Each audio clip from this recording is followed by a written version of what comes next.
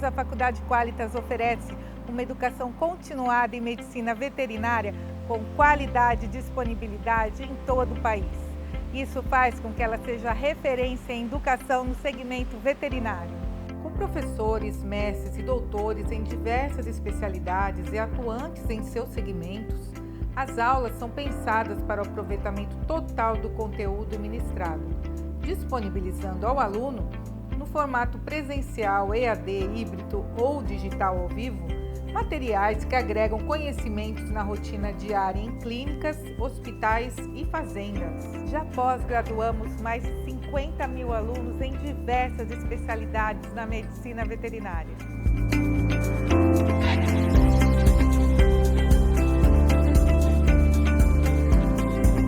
Nossos laboratórios são equipados com o que há de mais atual em tecnologia. Microscópios, focos com câmera e mesa digital de anatomia fazem parte dessas inovações. Nossa faculdade conta também com tomógrafo, ultrassom, raio-x, máquinas de ventilação anestésica, internação, centros cirúrgicos e laboratório de análise clínicas, além de um centro referência em fisiatria e fisioterapia veterinária. Temos à disposição dos nossos alunos e também da comunidade local a Clínica Veterinária Qualitas. O local oferece atendimentos com preços diferenciados e também o projeto VetWorking para os alunos, no qual podem alugar o espaço e os benefícios disponíveis para seus atendimentos e cirurgias. Para os cursos de grandes animais, temos 2 fazendas escolas próprias, sendo uma em Piracicaba, em São Paulo, e em Cuiabá, no Mato Grosso, além de fazendas parceiras no sul e sudeste do Brasil. Disponibilizamos o ambiente virtual de aprendizado próprio, o portal do Aluno Qualitas. Nele, encontramos materiais para consulta e reviews de aula, caso tenha o tema gravado em acervo. É possível também a participação dos alunos em cirurgias ao vivo, realizadas nos centros cirúrgicos digitais, transmitindo diretamente no portal do aluno em ambiente fechado e exclusivo. A nossa missão está viva e presente no dia a dia, em levar o aprendizado em pós-graduação em medicina veterinária para todos os profissionais. E agora contamos com a graduação em medicina veterinária, Qualitas, há 20 anos sendo a verdadeira referência.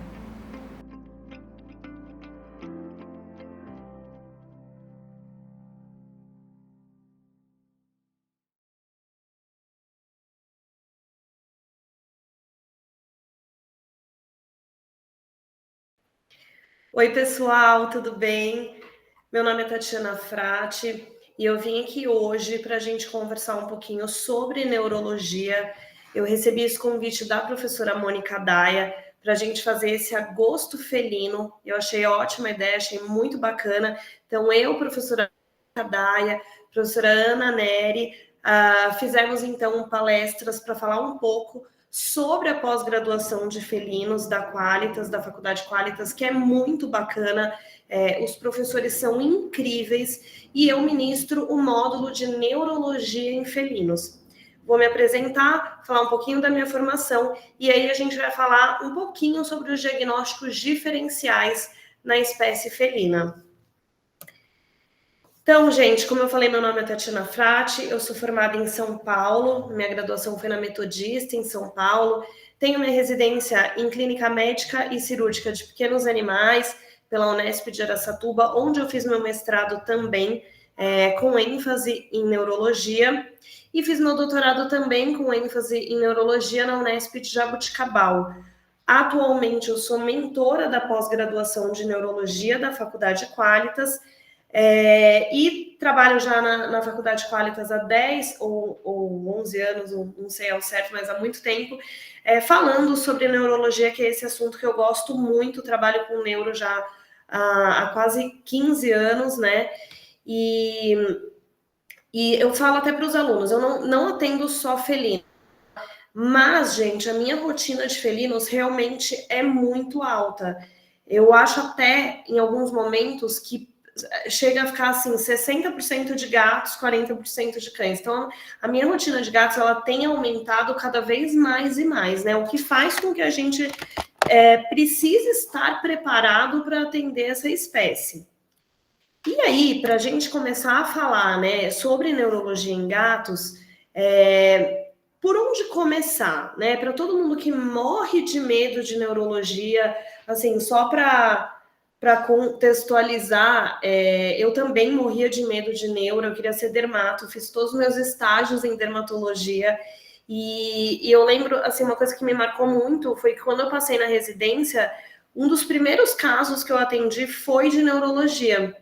E aí a minha orientadora falou assim, tá, mas localiza essa lesão, faz um exame neurológico. E eu assim, nossa, né, mal tinha visto neuro na graduação. E aí eu falei, nossa, mas assim, eu não sei fazer isso, né? Então assustava muito. A gente meio que a gente só tem medo do que a gente não conhece. Então na neuro é a mesma coisa. Eu falei, não é possível, eu preciso aprender. E aí, conforme a gente vai aprendendo, a gente vai gostando daquele assunto. Então, gente, para quem dá uma torcida de nariz ainda para neuro, vamos entender que a gente tem uma ordem, é meio que fechar um quebra-cabeça na neurologia, tá? A gente tem uma ordem, a gente vai localizar a lesão, fazer um bom exame neurológico e aí seguir para diagnósticos diferenciais. Quando a gente fala de neurologia em felinos, a gente já tem que lembrar uma coisa, né? Que o que a gente atende de neuro em cães é bem diferente do que atende em gato, tá? Por exemplo, se alguém me perguntasse assim, o que você mais atende de neuro em cachorro? Gente, em cães, sem dúvida, epilepsia e hérnia de disco, tá? Assim, sem dúvida, não tem nem, né, que ficar pensando muito. No gato, não, tá? Temos gatos epiléticos, né? Atendo gatos epiléticos, mas não com tanta frequência como acontece em cão. E hérnia de disco em gatos não é comum.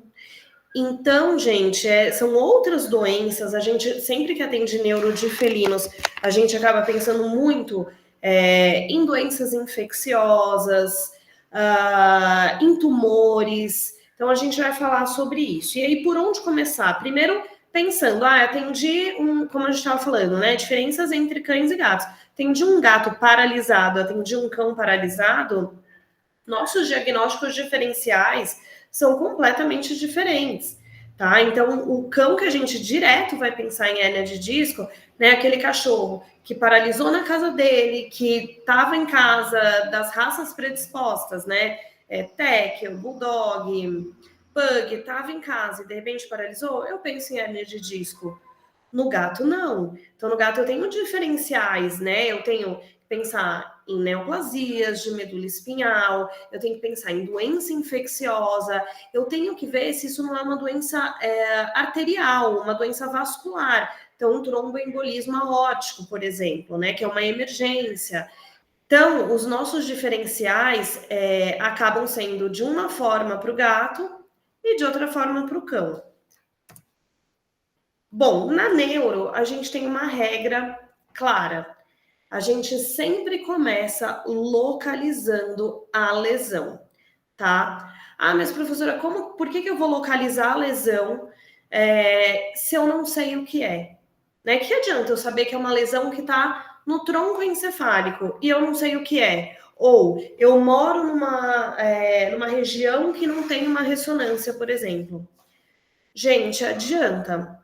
O nosso começo, sempre para fechar esse quebra-cabeça, tem que ser a localização da lesão. Então, por exemplo, é uma doença que ela está no tronco encefálico. Agora eu tenho sinais, por exemplo, de região córtico-talâmica, região cerebral. Então, assim, eu já vou pontuando outros diagnósticos diferenciais.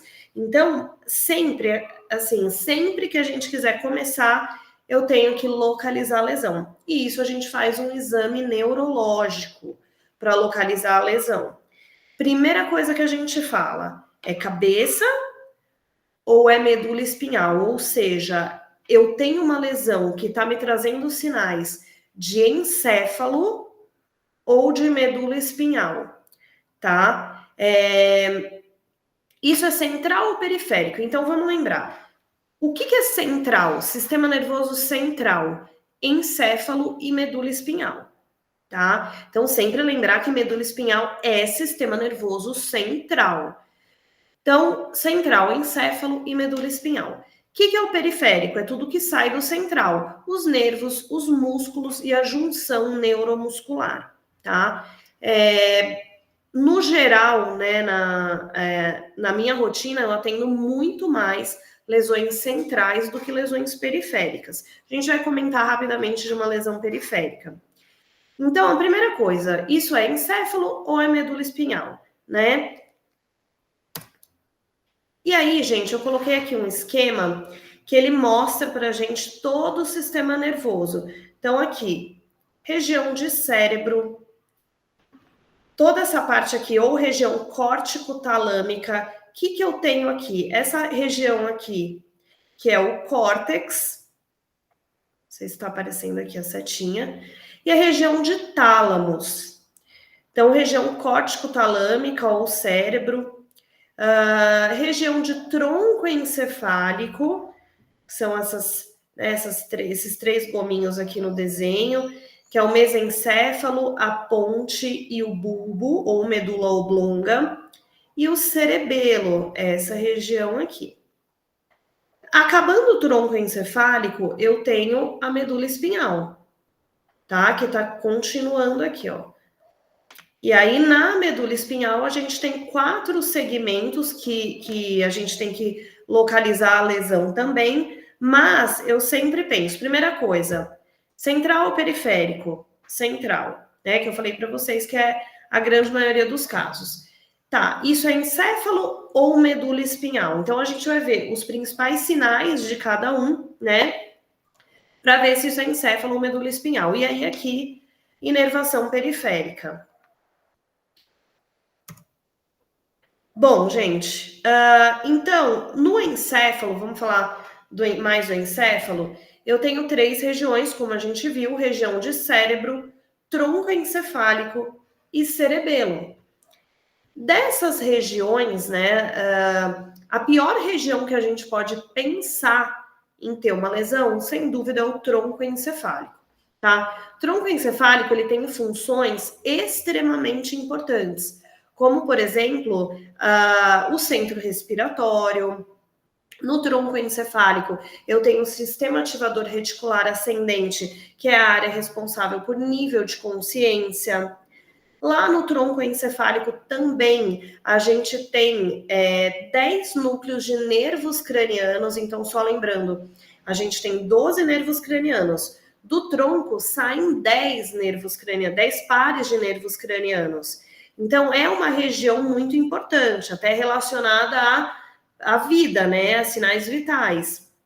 O cérebro, ele já tem outras funções, como, por exemplo, memória, aprendizado, resposta de propriocepção e comportamento. Então, fora a atividade endócrina. Então, o cérebro tem outras funções, o tronco encefálico, essas funções que eu falei, e o cerebelo, basicamente, equilíbrio, tá? Então, falando um resumão aqui, a gente vai falar o sintoma de cada uma dessas regiões. Medula espinhal, ela tem 4 regiões, então a região C1, de C1 até C5, que é a região cervical alta, C6 a T2, região cérvico-torácica, T3 a L3, tóraco-lombar, e L4 a S3, lombosacral, tá? Então, a medula espinhal, quando a gente acha, né, a gente localiza pelo exame neurológico uma lesão na medula espinhal, eu tenho que achar entre essas 4 regiões, tá? E isso quem faz é o exame neurológico. Então, gente, o exame neurológico é a base da neurologia, né? A gente localiza a lesão com base no exame neurológico. Ele que vai fechar o quebra-cabeça ali pra gente. Então, eu tenho sinais de lesão cerebral, de lesão córtico-talâmica, tenho sinais de lesão de tronco encefálico ou cerebelo, ou, por exemplo, não tenho nada relacionado à cabeça, é encéfalo, tá? Não tenho nenhum sinal clínico que me lembre uma lesão cerebral, ou em tronco, ou em cerebelo. Então, provavelmente meu problema ou é periférico ou é medular, tá? Então, ou é multifocal. Então, a gente ainda tem essa possibilidade de apresentação. O animal tem lesão distribuída, lesões multifocais. Então, gente, quem vai falar isso pra gente? O exame neurológico. Tá? O exame neurológico, ele conta com 6 passos. Isso é super abordado pela gente no módulo, né? Todo mundo sai sabendo fazer um bom exame neurológico. E isso eu acho muito, muito importante, porque como a gente estava falando, muitas vezes, gente, você está numa região em que você não tem acesso a um exame de imagem avançado. Tá? Então, a única coisa que você tem é o exame neurológico, você tem que se virar dali. Então, é muito importante, gente, muito importante mesmo, fazer um exame neurológico adequado, com técnica, né? Ele te diz muita coisa. Muitas vezes, gente, mais do que um diagnóstico por imagem, tá? A gente não pode jogar todas as nossas expectativas numa ressonância, por exemplo. Tá? Já aconteceu de eu pegar animal já com uma ressonância que foi encaminhado para ressonância sem absolutamente nada, o tutor chegar aqui para mim assim, tá, mas eu tenho já uma ressonância de encéfalo, por exemplo, e não tem nada. E aí, cadê o problema? Então, gente, a ordem não é ir para um exame de imagem avançado primeiro, é a gente localizar a lesão, fazendo um bom exame neurológico e depois a gente pensar numa tomografia, numa ressonância, né? Essa é a ordem, a gente começa do básico, vai para os principais diferenciais. Quando eu mando um animal para diagnóstico por imagem, eu já tenho meio em mente um diferencial provável, né? Eu não mando o animal para uma ressonância, seja ela de medula espinhal ou de encéfalo, sem eu ter suspeitas na minha cabeça, né? Então, o exame neurológico, ele acaba sendo o que nos salva ali no primeiro momento. Então, é ele que vai fechar o nosso quebra-cabeça. Bom, coloquei algumas características para a gente reconhecer, né? Lesões cerebrais, lesões em tronco encefálico e lesões cerebelares, e coloquei aí exemplos, tá? Vídeos de animais. Então, por exemplo, gente, quando eu tenho lesões cerebrais, o que eu posso ter de sinal clínico?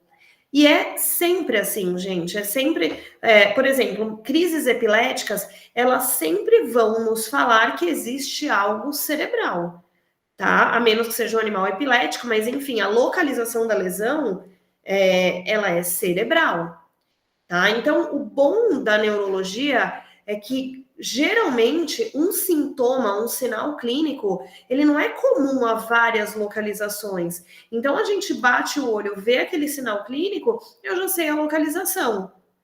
Tá, mas professora, e aí? O que eu vou fazer para saber o que é? Talvez eu precise de um exame de imagem. Claro, né? Talvez a gente precise de um exame de imagem, mas antes a gente vai descartando coisas, né? A gente vai descartando doenças. Então, como eu falei, exame de imagem é a nossa última, né? A gente vai lá e quando eu chegar no exame de imagem, eu já estou ali com suspeitas importantes, tá? Então, é por isso que a gente localiza a lesão, até para eu ter uma ideia se essa lesão ela tá aumentando, se esse animal tá melhorando, a gente já vai falar sobre isso. Mas, falando um pouco aqui de lesões cerebrais. As crises epiléticas podem acontecer, tá? Então, quando eu pego um animal com crise epilética, eu já sei que a localização da lesão é cerebral. Andar em círculos, tá? Então, aquele animal que fica rodando em círculos. A grande maioria das vezes, se a gente for colocar assim, um lado da lesão é o lado para onde o animal está andando, tá? Isso clinicamente pode nos ajudar. Uma coisa muito importante no felino, de diferença com o cão, é que no cão, geralmente, lesões cerebrais têm mais apresentação clínica como crise epilética. No gato, geralmente a apresentação clínica principal é mudança de comportamento, tá? E isso é uma coisa, é um sinal clínico que a gente tem que tomar um certo cuidado, porque para o tutor ver, notar, ele tem que ser muito atencioso, tá? Então, mudança de comportamento é um sinal clínico muito frequente, mais do que em cães, por exemplo, de lesões cerebrais, tá? Eu posso ter cegueira, cegueira de origem, né, em sistema nervoso central, que a gente chama de amaurose, e como testes para lesões cerebrais, um dos testes que a gente avalia nervos cranianos é a sensibilidade de nariz, que a gente pega um suave, tampa os olhos do animal e encosta aqui na narina do animal, tá? Então, sensibilidade nasal diminuída pode ser um indicativo de lesão cerebral. E eu posso ter diminuição também de propriocepção. Então, aqui nesse caso, pessoal, esse caso foi um caso agudíssimo, tá? E a gente vai ver que os diagnósticos diferenciais para lesões agudas, nos remete a determinadas etiologias, lesões crônicas a outras etiologias. Então, aqui, esse caso foi um caso de uma lesão cerebral de início superagudo, né? De apresentação hiperaguda. Bom, em relação aqui a tronco encefálico, como a gente está só fazendo, né, um apanhado geral aí, eu coloquei as lesões de tronco encefálico que são mais comuns, que são as lesões vestibulares. Bom, lá no tronco encefálico, além daquelas estruturas que a gente comentou, que é o SARA, que é o centro respiratório, 10 núcleos de nervos cranianos, a gente tem uma estrutura muito importante no tronco encefálico, que é o sistema vestibular, que também é responsável por equilíbrio. E aí, gente, quando a gente fala em lesões de tronco encefálico, eu posso ter lesões como alteração de nervos cranianos, alterações de consciência, né? Mas quando a gente olha um animal com esse tipo de lesão, a gente já sabe que tem alteração no tronco encefálico, né? Então, nível de consciência muito rebaixado, estupor, ou coma, ou alteração em nervos cranianos. Então, eu escolhi para a gente falar de sinal vestibular, que geralmente, quando a gente pega animal com lesão de tronco, é o sinal mais evidente. Bom, o que a gente vê de sinal clínico em lesão vestibular extremamente comum, tá? Head tilt, que é a inclinação da cabeça, né? Esse termo é o termo em inglês, mas a gente pode colocar como inclinação de cabeça, vou mostrar no vídeo. A ataxia vestibular, ataxia é aquela locomoção anormal, e aí a ataxia vestibular são aqueles animais que andam incoordenados, que têm quedas, que podem ter rolamento. E o nistagmo. O que é o nistagmo? Também uma alteração super comum, né? É o movimento oscilatório do globo ocular, quando o olho fica assim, né? Ou horizontal, ou vertical, ou rotatório. Então, o nistagmo nos mostra uma alteração vestibular. E aí, gente, a gente tem um passo a mais aqui quando a gente fala de lesão vestibular. Essas lesões vestibulares, elas podem ser centrais, ou seja, lá no sistema nervoso central, ou periféricas. Como assim periféricas? O nervo vestíbulo coclear, que é o 8º nervo craniano, como eu falei para vocês, lá no tronco, a gente tem 10 nervos cranianos. Esse nervo, ele começa lá no tronco, mas ele vem parar dentro da nossa orelha média e interna. Ou seja, toda vez que eu tiver um animal com lesão vestibular, eu tenho, como eu falei, um passo a mais. Não é só ou é cérebro, ou é vestibular, ou é cerebelo. Aqui, quando é vestibular, eu ainda tenho um plus aí. Quer saber se isso é central, ou seja, lá no tronco encefálico, ou periférico, logo dentro da orelha, tá? Como que eu vou fazer isso? Exame neurológico é o que vai bater o martelo pra gente, tá? Então, a gente tem vários detalhes para saber se uma lesão é central ou periférica, mas o exame neurológico, ele vai bater o martelo ali pra gente, e aí a gente tem diferenciais completamente, né, distintos. Por exemplo, lesões periféricas, eu penso em otite, otite média interna, né, pólipos, neoplasia dentro da orelha. Então, lesões periféricas, eu penso em coisas dentro da orelha, em patologias dentro da orelha. E também a gente tem uma lesão vestibular idiopática, que ela é periférica, tá? Então, basicamente, quando eu pego um gato com lesão vestibular periférica, eu penso em idiopático, então não tem causa, né? Pólipo ou otite ou neoplasia dentro de orelha, né? Tem o carcinoma de células ceruminosas. Quando a gente pensa em lesão vestibular central, eu tenho todo um diferencial que a gente usa na neuro, né? Que é o vitamin D, que é um acrônimo, que é a gente vai falar bastante agora sobre isso.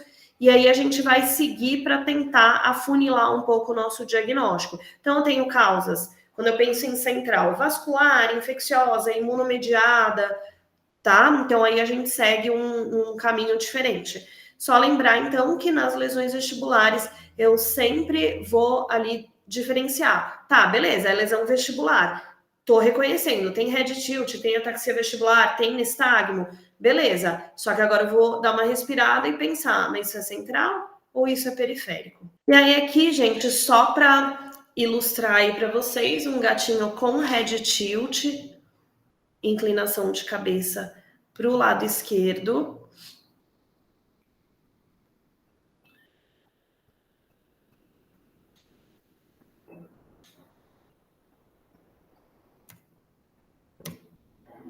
Aqui, gente, eu coloquei um caso clínico de uma gatinha com peritonite infecciosa felina, tá? Com PIF.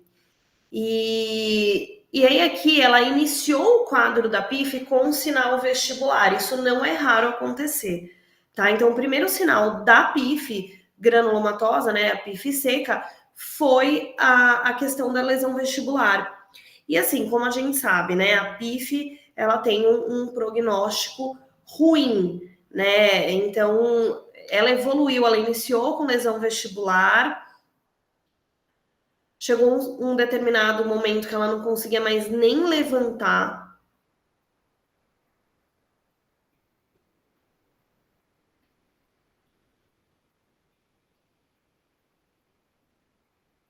E aí, se a gente lembrar que o sistema vestibular tá lá no tronco encefálico, já é bastante preocupante, né? Porque tem qualquer lesão, né, no tronco encefálico é muito ruim. Quando a gente fala de PIF, pior ainda, né?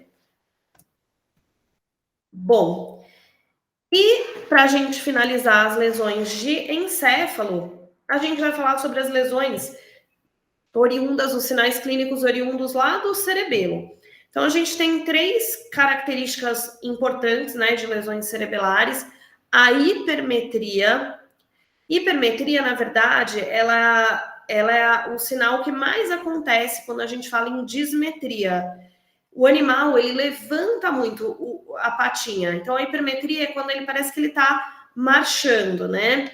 O tremor de intenção. Então, por que chama tremor de intenção? Porque ele aumenta quando o animal intenciona fazer um movimento. Então, por exemplo, o animal está lá com tremor, seja ele de cabeça ou de tronco, e aí você coloca o potinho ali para ele comer de ração. Quando ele intenciona esse movimento, o tremor exacerba. Então, isso que é tremor de intenção. E aí, o animal com lesão de cerebelo, ele tem o tremor, ele pode ter a hipermetria. Para não cair, o que ele faz? Ele abre a base de apoio, que é a base ampla. Então, as lesões de cerebelo, elas são muito fáceis da gente reconhecer, né? Então, acho que o primeiro passo da gente pensar em localizar uma lesão é quando a gente vê se tem alguma alteração que nos lembre essas características que a gente viu. Então, por exemplo, tem mudança de comportamento, tem crise epilética, andar em círculos, o cérebro também a gente pode ter, né, sinais de demência, ou tem algum sinal de vestibular, como head tilt, nistagmo, ataxia, ou cerebelo. Então, vejam, cada um tem seu sinal clínico. E isso tudo vai estar discriminado para a gente no exame neurológico. Então, a gente tem uma ficha de exame neurológico, a gente vai ter lá sinais de cérebro, córtico-talâmicos, vestibulares ou cerebelares. Então, a ficha do exame neurológico, ela ajuda muito, né? Ajuda muito mesmo. Então, aqui eu coloquei um exemplo de lesão cerebelar. Essa gatinha, Vitória, ela tem uma doença, uma malformação, ó, base ampla, tremor de intenção, hipermetria. Então, a Vitória, ela tem hipoplasia de cerebelo. E é uma malformação, né? A mais comum no felino. A gente já vai falar um pouquinho sobre ela. Bom, gente, aí a gente sempre tem que lembrar que muitas vezes, né, que eu tenho uma lesão neurológica, às vezes o problema inicial nem é do sistema nervoso, é algum outro sistema que repercute no sistema nervoso. Então, a anamnese, a gente tem que fazer uma anamnese super detalhada, por exemplo, raça, idade. Pensando em raça, gente, tem alterações comuns, relativamente comuns, em siameses e ali seus derivados dos siamesinhos, né? Que tem alguns siameses que tem nistagmo espontâneo, nistagmo fisiológico, tá? Então, principalmente quando eles ficam nervosos. E aí você tá atendendo o animal com outra queixa, de repente você olha pro olhinho dele e tá assim, né? Com esse movimento oscilatório. Pode ser fisiológico, então a gente sempre pergunta se o tutor sempre, né, já tinha reparado que isso acontecia em outras situações. Então, geralmente, né, o que eu mais vejo são os siameses e os derivados ali dos siameses. Em relação à idade, tem algumas doenças que, por exemplo, né, o que a gente pensa em neoplasia do sistema nervoso quando a gente fala em cão? Com que idade, né, costuma ser mais frequente? A partir de 9 anos, de 8 a 9 anos para o cão. Para o gato, não. A gente pensa em neoplasia com mais de 12 anos, por exemplo, tá? Exceto um detalhezinho aqui, né? Se for linfoma, a gente costuma ver mais cedo, principalmente se for um gato FeLV positivo. Um detalhe que é muito importante, um dado de anamnese que é muito importante que o tutor tenha certeza sobre isso, é se o início da doença foi súbito ou se foi crônico, tá? Então, como assim? O animal, ele estava 100% bem, né? Mas 100% bem mesmo, que a gente tem que fazer anamnese, perguntar de novo, porque senão, mas o animal estava 100% bem? Tava. Aí você vai terminando a anamnese, mas eu já estava notando uma certa demência, eu já estava notando que o animal, que o gatinho estava se perdendo dentro da casa dele. Então aí a gente vê que já não é tão agudo assim, né? Então isso aqui, esse dado, ele é muito importante. Então o animal estava 100% bem antes da lesão, antes de acontecer qualquer sinal neurológico? Estava 100% bem. Então a gente tem um diferencial. Ou não, o animal já estava demonstrando alguns sinais e agora o tutor resolveu levar no veterinário. Então, tem uma característica mais crônica. Penso em outros diferenciais. Bom, como que está a evolução da doença? O animal, ele recebeu alguma medicação que ele tomou e melhorou? Essa doença, ela está progredindo, por isso que eu falei da localização de lesão. Tá? Então, por exemplo, estava numa área, agora a gente está vendo em 2 áreas, em 3 regiões encefálicas. Então, é uma lesão que ela tem tendência a ser multifocal, né? Então, é muito importante eu entender se essa lesão ela está progredindo ou não. Se está estável e se o animal melhorou. Então, assim, aconteceu, por exemplo, uma lesão hiperaguda. O animal teve ali 48 horas de sinal clínico, por exemplo, mais evidente, e depois ele só melhorou, tá? Então, eu já penso em outro diferencial. Vou já dar um exemplo. Por exemplo, o que eu penso em etiologias que se apresentam de forma hiperaguda, superaguda? Acidente vascular, trauma e intoxicação. Então, vou dar um exemplo prático disso. Sempre que a gente tem certeza que o animal ele apresentou aquele sinal clínico de maneira hiperaguda, então ele estava 100% bem e agora ele apresentou uma lesão, tá? Um sinal clínico neurológico, quaisquer que sejam os sinais. Então, eu tenho uma apresentação, prováveis etiologias, por exemplo, acidente vascular, que ele acontece hiperagudo, né? Acidente vascular, ele não manda mensagem. Vai lá e acontece. Trauma ou intoxicação. Então, gente, pensou em quadros hiperagudos, você confirmou com o tutor, a gente vai pensar em acidente vascular, trauma, intoxicação. Lesões que estão demonstrando uma progressão, o animal ele apresentou um sinal, aí esse sinal progrediu, está aumentando, está com sinais de lesão multifocal. Eu penso em neoplasia, em degenerativo, infecciosa. Lembrando que, assim, infecciosa não tem muito padrão, né? Essa que é a verdade. A gente tenta meio que padronizar uma doença infecciosa e nunca acontece assim. Então, infecciosa, já peguei animal com sinal hiperagudo também, tá? Com sinais crônicos, com sinais sistêmicos, sem sinais sistêmicos. Então, infecciosa, né, é um capítulo à parte. E uma coisa que a gente sempre tem que lembrar quando a gente está falando de neuro: manejo incorreto, tá? Lembrando que gato, gente, intoxica com muitas coisas, né? Então, até alimento. Então, a gente tem que avaliar questões de manejo. Por exemplo, o tutor tem lírio na casa, tá? E aí o tutor te fala, não, mas ele não come a planta. Já aconteceu isso, e na verdade, realmente, um gato que chegou intoxicado, ele não comia a planta, ele tomava a água do vaso do lírio e chegou intoxicado.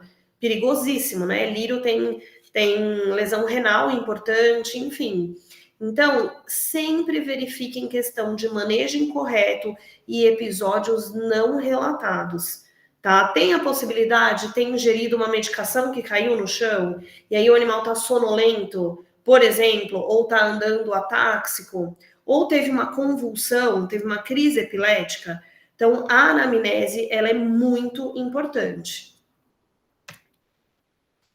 Bom, e aí, gente, localizei a lesão, tá? Então, recapitulando, localizamos, estava no sistema nervoso central ou periférico? Tá, fechamos, por exemplo, que estava no sistema nervoso central. Encéfalo ou medula?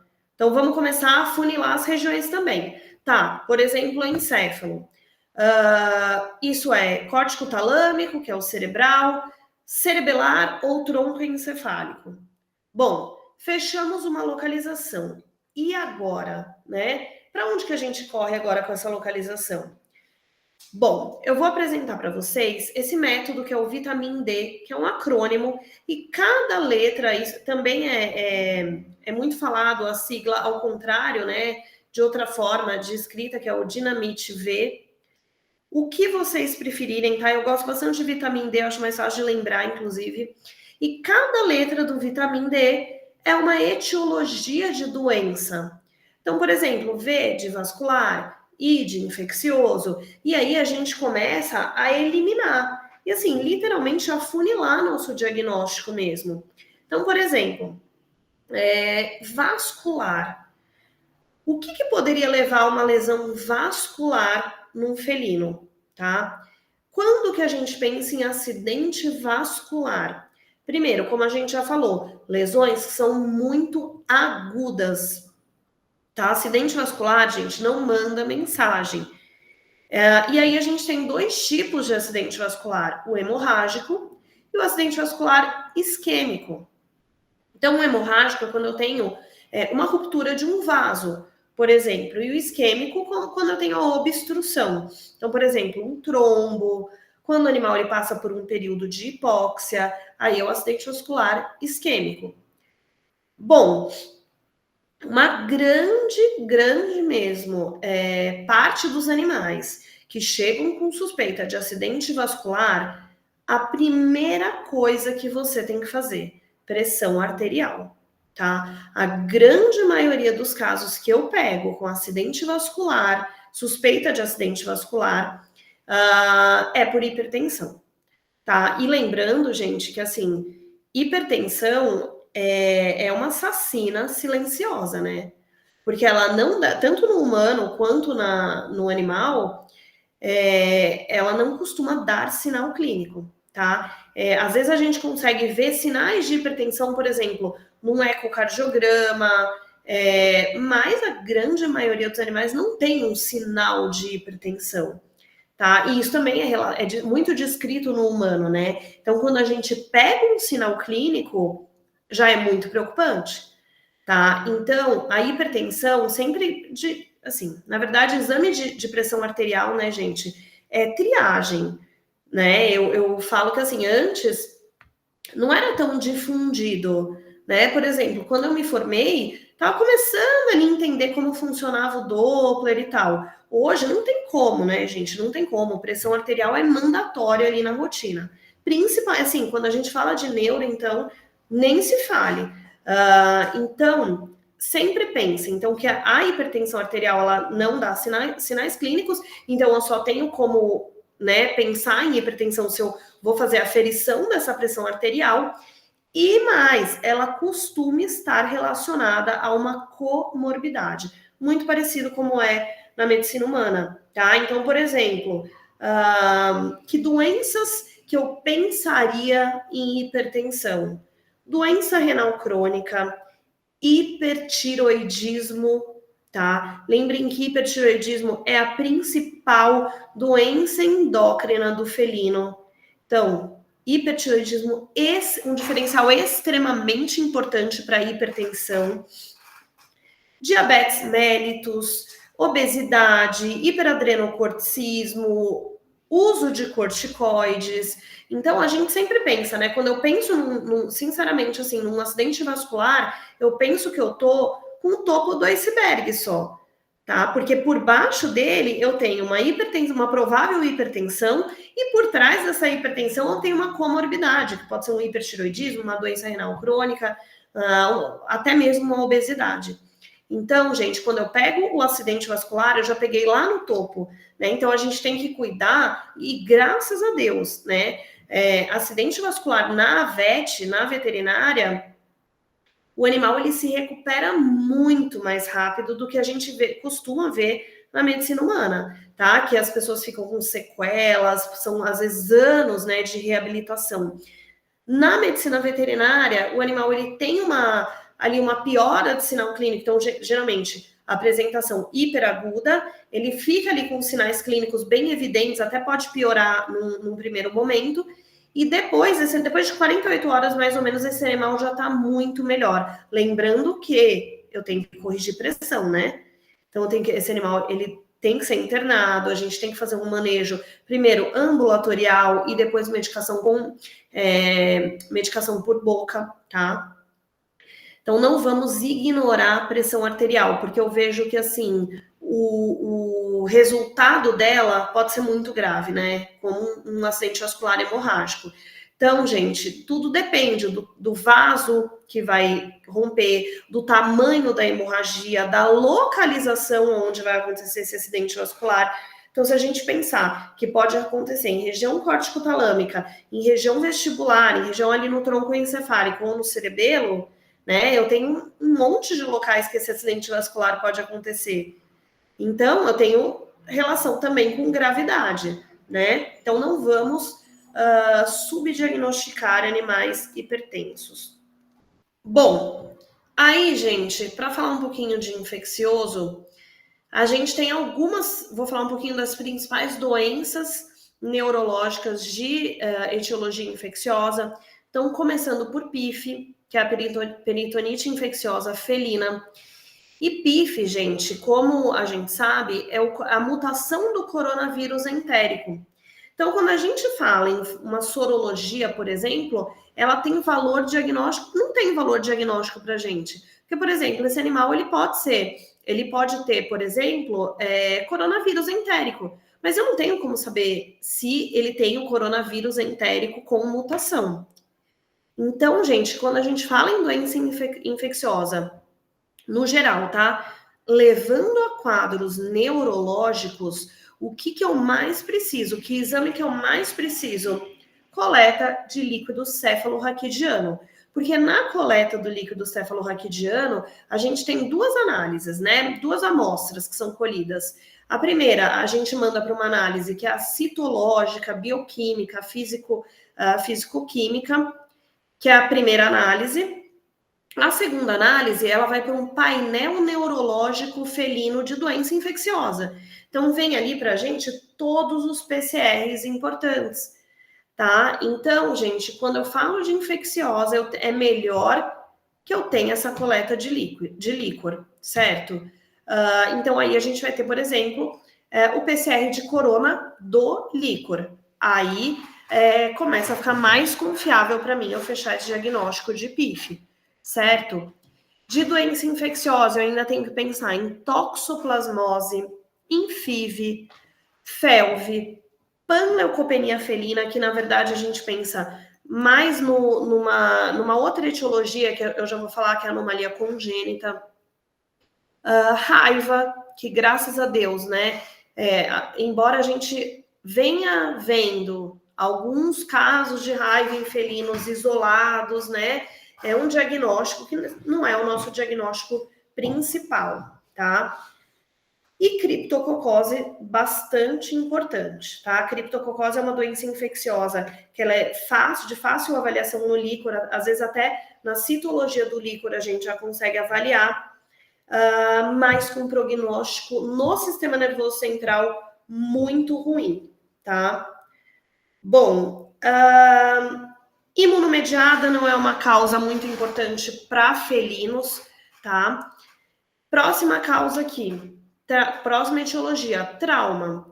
Lembrando que trauma, a gente está falando de também uma apresentação extremamente aguda, né? Geralmente, o animal com trauma, a gente não fica com muita dúvida de trauma, porque vem politrauma pra gente, então vem um animal que tem muitas vezes, né? E eu tô falando de trauma, tanto traumatismo crânio encefálico, como traumatismo raquimedular. Então, muitas vezes, quando eu tenho um trauma crânioencefálico, o animal ele chega com sangramento pelo nariz, com sangramento pelas orelhas, sangramento nos olhos. Então, tem sinais, né, evidentes de trauma. E quando eu tenho trauma medular, seja associado com o crânio encefálico ou somente trauma medular, muitas vezes eu tenho outras lesões também. Ruptura de vísceras, hérnia diafragmática, contusão pulmonar, ruptura de bexiga. Então, trauma, né? A gente nunca fica muito na dúvida se houve um trauma ou não, principalmente trauma oriundo de atropelamento, né? De acidentes. Bom, o A aqui de anomalia congênita. E aí eu vou colocar duas anomalias congênitas as mais comuns, tá? E, na verdade, assim, a mais comum é a hipoplasia de cerebelo. Bom, e a gente pode ter também a hidrocefalia, mas é muito raro. Acho que hidrocefalia no felino, eu peguei 2 vezes, e são animais que são muito mal formados, não é como no cão, tá? Então, graças a Deus, não costumo pegar hidrocefalia no gato, o que eu pego realmente anomalia congênita, é a hipoplasia de cerebelo, tá? A hipoplasia de cerebelo, a etiologia a hipótese mais aventada aí, é que a mãe desses gatinhos que nasceram com hipoplasia de cerebelo seja portadora de parvovírus, tá? Se a gente for lembrar que o parvovírus no cão, ele costuma fazer lesão em vilosidades intestinais, que o animal ele tem sinais gastrointestinais e tem sinais de lesão miocárdica também, mas o que a gente lembra mais da parvo no cão são aquele quadro, né, de parvovirose, diarreia sanguinolenta. Por quê? Porque o parvovírus ele tem tropismo por células que estão em alta taxa de replicação. E no cão, quem está em alta taxa de replicação? Miocárdio e intestino. No gato, não. No gato, quem é o órgão que está em mais intensa replicação celular? O cerebelo. Então, o parvovírus, como é a característica dele, ele vai lá e não deixa o cerebelo se desenvolver, tá? Então, a hipoplasia de cerebelo, geralmente, ela está relacionada com o vírus o parvovírus, que é o vírus da panleucopenia felina. Bom, tem o que fazer? Não, é uma malformação, tá? Então não tem o que fazer. Embora, gente, o animal, ele, como aquela gatinha que eu mostrei, né, com hipoplasia de cerebelo, ele apresenta sinais logo que ele começa a andar, né? Já começa com hipermetria, com ampla base, com tremor de intenção, mas a tendência é que ele existe uma característica de filhotes que é muito importante, que é a neuroplasticidade. Então, o filhote, gente, ele vai se adaptando àqueles déficits que ele tem. Então, a grande tendência é que esses animais com hipoplasia do cerebelo, eles melhorem muito em relação ao sinal clínico, tá? Bom, do Vitamin, então, estamos aqui no M de metabólico. E aí, metabólico, o que doenças metabólicas poderiam ter repercussão no sistema nervoso central? Doenças hepáticas, por exemplo, o shunt portossistêmico, que não é tão comum quanto no cão, mas pode acontecer no gato, tá? Enfim, cefalopatia hepática, esse animal ele tem uma intoxicação por amônia, por exemplo, né? Quando o fígado ele não está funcionando de maneira correta. Então, encefalopatia hepática, encefalopatia urêmica, que aí o animal acumula ureia, que também é tóxica ao sistema nervoso central, distúrbios eletrolíticos e hipoglicemia, por exemplo, tá? Então, sempre que a gente pensa em metabólico, eu tenho que ter uma avaliação hepática, uma avaliação renal, eletrólitos e glicemia, tá? Então, vamos só recapitulando que olha quanta coisa a gente já está fazendo, né? Então, lá desde o vascular, que a gente vai pesquisar hipertensão, infeccioso, vou precisar de um painel de líquor ou vou colher no sangue, enfim. Aí a gente vai tentando excluir diagnósticos de doença infecciosa. Então, a gente vai excluindo com o Vitamin D. Chegamos no metabólico, avaliação hepática, renal, eletrólitos, glicemia. O que mais? Estamos aqui. E de intoxicação. Infelizmente, intoxicação, eu não tenho um quadro característico. Então, quando a gente fala em intoxicação, levando a sinais neurológicos, eu não tenho um quadro de sinal clínico X, né? Então, eu posso ter sinal de região córtico-talâmica, tronco encefálico, cerebelo. E aí, para intoxicação, infelizmente, eu preciso de uma informação confiável, né, do tutor desse animal.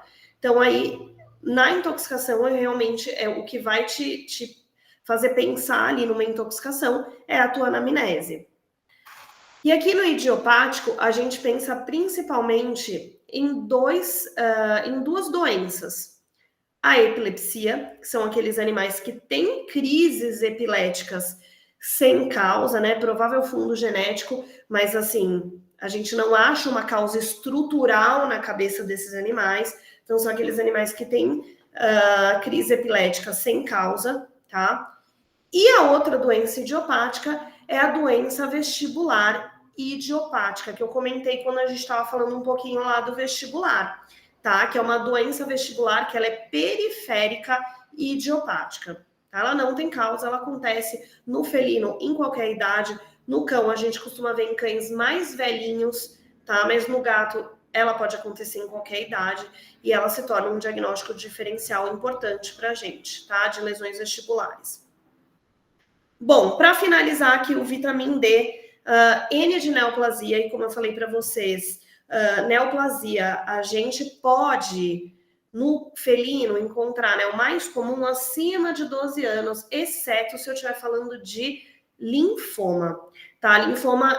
Linfoma junto com meningioma são as neoplasias em sistema nervoso central mais frequentes, e o linfoma, gente, tem, né, tratamento de quimioterapia, a gente até pode associar uma radioterapia, mas o linfoma, quando a gente pega no sistema nervoso central, principalmente o medular, a gente tem que pesquisar FeLV, né? Mais de 50% dos animais com linfoma em sistema nervoso são FeLV positivo, e sempre procurem outros locais de linfoma, tá? Medula óssea, rins, tá? É bem comum o animal ter, por exemplo, um linfoma medular e ter uma apresentação renal também. O nutricional aqui é a deficiência de tiamina. Para quem não lembra, a tiamina é a vitamina B1. E isso pode acontecer, né? Quando a gente pensa assim, deficiência de vitamina para o felino, isso pode acontecer em animais que comam peixe cru, tá? Mas, sinceramente, eu acredito que, assim, esse gato, né, tem alguns peixes crus E cru mesmo, tá? Não é aquele peixe que congelou, ou que cozinhou, fritou, não. Peixe cru mesmo. Eles têm uma enzima, alguns peixes, né? Tanto de água salgada como de água doce, tem uma enzima que quebra a tiamina, tá? E aí o animal ele pode evoluir para um quadro de deficiência de tiamina e isso se apresentar de N, né, de qualquer sinal neurológico. Mas pelo menos assim, eu não costumo atender animais que tenham ingestão, que façam ingestão de peixe cru. Então a gente tem que lembrar que não é só por isso que o animal vai ter deficiência de tiamina. Né? Eu entro num quadro de deficiência nutricional se eu não estou ingerindo a vitamina ou se eu estou excretando a vitamina. Então, por exemplo, a vitamina B1, né, a tiamina, ela é absorvida no intestino delgado. Então, uma diarreia de intestino delgado, ela pode cursar com uma deficiência de tiamina ou um gato em hiporexia. E detalhe, né, gente? Falei as causas que mais o gato vai no veterinário. Hiporexia, anorexia e quadros diarreicos. Então, gente, que podem ser de uma coisa, né, uma etiologia super simples, tipo uma verminose, até um linfoma alimentar. Então, olha de novo, né, como o quadro neurológico é a ponta ali do iceberg. Então, por exemplo, esse animal pode ter crise epilética, pode estar com uma ventroflexão cervical. Por quê? Porque ele está com deficiência de tiamina, porque na verdade ele não está absorvendo, porque ele tem um linfoma alimentar. Então, olha tudo que a gente tem que ir vendo, né? Então, se atentem. Lembrem sempre, como a gente entra num quadro de vitamina baixa, ou porque eu não estou ingerindo, ou porque eu estou excretando, né? Estou perdendo demais vitamina, tá? Então, assim, pra gente, eu acho que é o mais comum quando a gente fala em deficiência de tiamina no felino, né? Mais do que o animal que faça ingestão de peixe cru. E, por fim, gente, os quadros degenerativos. Quadros degenerativos, eu vou colocar duas afecções. Então, a doença do disco intervertebral, as hérnias de disco e a disfunção cognitiva do gato idoso. Bom, hérnia de disco em gatos é comum? Não, tá? Hérnia de disco em gato, gente, como eu falei, o primeiro slide que a gente comentou, quando eu pego um gato que paralisa, um cão que paralisa. Quando a gente fala em cão que paralisa, a grande chance é uma hérnia de disco ou um trauma, tá? Muito diferente do gato. Então, o gato é muito difícil ter hérnia de disco. Pode acontecer? Pode, mas ainda assim, quando a gente pensa em doenças degenerativas de disco no felino, a gente pensa em protrusões, que tendem a ser mais crônicas, não a extrusão, que costuma ser mais aguda. Tá? Então é muito improvável a gente pegar, por exemplo, uma apresentação clínica de um gato paralisado com uma extrusão discal, tá? E geralmente, se isso acontece, pode estar relacionado com um trauma, por exemplo, que favoreceu isso. Tá? Quando eu penso, lembrem sempre, num gato que paralisa, eu tenho que ir lá ver se isso pode ser vascular, então tromboembolismo aórtico, se pode ser doença infecciosa envolvida ou até um linfoma medular. Bom, da disfunção cognitiva do gato idoso, doença que também é bastante falada no cão, né? Bom, o que é a disfunção cognitiva do gato idoso? É um animal que ele tem perda de manta cerebral, né, de manta cortical, que é um processo que acontece mesmo com o envelhecimento. Mas o que eu quero chamar a atenção aqui? Bom, e quando a gente fala de disfunção cognitiva do gato idoso, que é uma doença que tem bastante apresentação no cão também, né? A gente está falando de um animal que ele vai ter perda de manta cerebral, né? Então o animal ele vai ficando com o cérebro, com o córtex atrofiado. Gente, isso aqui, a disfunção cognitiva, ela é um tema que dá muita conversa, né? Porque quando a gente tem que pensar na disfunção cognitiva, assim como no Alzheimer humano, tá? É uma doença, um processo patológico, tá? Não é assim que o animal ele vai envelhecer e ele vai começar a ter sinais neurológicos, e aí o tutor ele pensa, mas isso é velhice. Por exemplo, mas o animal ele tá andando em círculos, ele tá com comportamentos de demência, né? No gato ali começa aquela mudança de comportamento, miar, né? Miar em excesso, e mas é velhice, é velhice. Gente, a disfunção cognitiva é um processo patológico, tá? Não é que o animal vai ficando velhinho e ele tende a ter disfunção cognitiva. Tem animais que vão ter, assim como tem animais que não vão ter, tá? Eu sempre penso no gato que eu tive, o Muriel, que viveu 22 anos, tá? Pra vocês verem como não é isso, não é o fim de todo animal ter disfunção cognitiva. Tem animal que tem animal que não. Assim como são as demências humanas, né? E aí, por exemplo, o Muriel, ele sobreviveu 22 anos bem, ele veio a óbito por metástase de adenocarcinoma intestinal, então nada a ver com quadros neurológicos, tá? E o Muriel, no meio, mais ou menos no tratamento dele, ele teve que fazer cirurgia com 18 anos, né, para tirar o carcinoma. E aí o Muriel, ele assim, a gente mudou de apartamento, e eu ainda pensei, mas acho que ele tinha 19 anos. Ainda pensei, Muriel, vamos ver como ele tá de reconhecer um novo ambiente, né? Será que ele vai reconhecer logo a caixinha de areia e tal? Mas no primeiro dia ele aprendeu a caixinha de areia onde ficava nesse apartamento novo.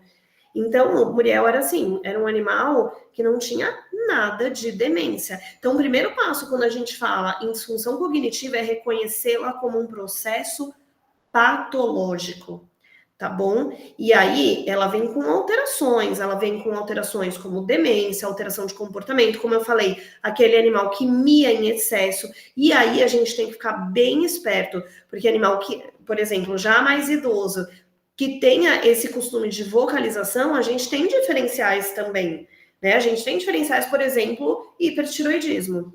Só cuidado com isso, tá, gente? Disfunção cognitiva, para eu bater esse martelo mesmo, eu preciso ter um exame de imagem e eu preciso, por exemplo, uma tomografia, uma ressonância, melhor se for uma ressonância, e eu preciso ter um exame de imagem associado a sinais clínicos, tá? Por quê, gente? Porque é uma doença degenerativa. Do ponto em que a gente pegou aquele primeiro sinal ali, ela só vai piorar. E a gente tem algumas medicações, não tem tratamento, mas algumas medicações que façam com que a gente dê mais qualidade de vida para esse animal, tá? Começa lá desde uma modificação ambiental até uma terapêutica mesmo, medicamentosa, ok? Então, gente, o vitamina D, ele serve para isso, para a gente, né? Lá a gente localizou a lesão com um exame neurológico bem feito, com técnica, aí a gente vai lá e joga o que a gente conseguiu ver no exame neurológico para o vitamina D. Vai fazendo os exames até a gente conseguir afunilar o nosso diagnóstico, ok? Coloquei aqui para vocês. Coloquei aqui para vocês, gente, doenças que têm apresentação. Coloquei aqui para vocês, pessoal, doenças de apresentação mais aguda e mais crônica, só para vocês terem, né, isso ali mais para facilitar a consulta. Então, quadros agudos, acidente vascular, intoxicação, trauma, e como eu falei para vocês, né, infeccioso a gente tenta padronizar, mas não existe padrão. Então, infecciosa ela pode se apresentar como aguda, pode se apresentar como crônica, pode se apresentar sendo precedida de sinais sistêmicos ou não, direto para a fase neurológica. E apresentação mais crônica, neoplasia, infeccioso e metabólico, tá bom? Aí aqui, gente, só para exemplificar, tá? Exame neurológico de um gatinho atropelado, que tinha uma lesão lombosacral, lesão grave, tá?